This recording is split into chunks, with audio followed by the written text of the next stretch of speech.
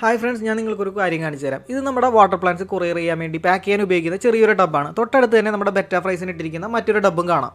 വെറും 1.5 മാസം പ്രായമായ ബെറ്റാസാണ് ഇതിൻ്റെ അകത്ത് കിടക്കുന്നത്. ബോട്ടിൽ ചെയ്യാനുള്ള സൈസൊന്നും ആയിട്ടില്ല. അപ്പോൾ തൊട്ടടുത്തിരിക്കുന്ന ഈ വാട്ടർ പ്ലാന്റ്സ് പാക്ക് ചെയ്യാൻ ഉപയോഗിക്കുന്ന ഡബ്ബിലേക്ക് കൊതുകുകൾ പെരുകാതിരിക്കാൻ വേണ്ടി ബാക്കി വന്ന വെള്ളത്തിലേക്ക് 2 ബെറ്റാസിനെ ഞാൻ പിടിച്ചിട്ടിരുന്നു.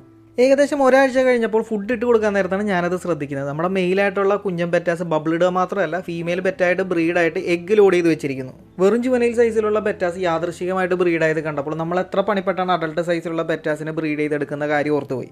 നമ്മുടെ ഫീമെയിൽ ബെറ്റ മാറി നിൽക്കുകയാണ്, മെയിൽ ബെറ്റ എഗ്ഗ് പ്രൊട്ടക്ട് ചെയ്ത് ചുറ്റും നടക്കുന്നുണ്ട്. നമ്മളൊട്ടും താമസിയാതെ ഫീമെയിൽ ബെറ്റാസിനെ പിടിച്ച് മാറ്റിയിട്ടുണ്ട്. ഈ കാണുന്ന കുഞ്ഞൻ ബെറ്റയാണ് ബ്രീഡായിട്ട് അത്രയും എഗ്ഗ് നമുക്ക് ഇട്ട് തന്നത്. നമ്മുടെ കുഞ്ഞമ്മയിൽ ഇപ്പോഴും എഗ്ഗ് പ്രൊട്ടക്ട് ചെയ്ത് ചുറ്റിനും നടക്കുന്നുണ്ട്. ഈ ടബിൽ ഭയങ്കര ഒച്ച ശല്യമുണ്ട്. അപ്പോൾ ഒച്ച തിന്നാതിരിക്കാൻ വേണ്ടി ഭയങ്കര അലർട്ടായിട്ടാണ് പുള്ളി നടക്കുന്നത്. അപ്പോൾ ഇവരെ ശല്യപ്പെടുത്താതിരിക്കാൻ വേണ്ടി ഞാൻ ടബ് ചെറുതായിട്ടൊന്ന് മൂടി വെച്ചിട്ടുണ്ട്. 2 ദിവസം കഴിഞ്ഞിട്ട് അപ്ഡേറ്റ്സ് ഞാൻ അപ്ലോഡ് ചെയ്യുന്നതാണ്. അപ്പോൾ അപ്ഡേറ്റ്സുകളൊക്കെ കറക്റ്റായിട്ട് കിട്ടാൻ വേണ്ടി ചാനലൊന്ന് സബ്സ്ക്രൈബ് ചെയ്ത് കൂടെ കുടിക്കും.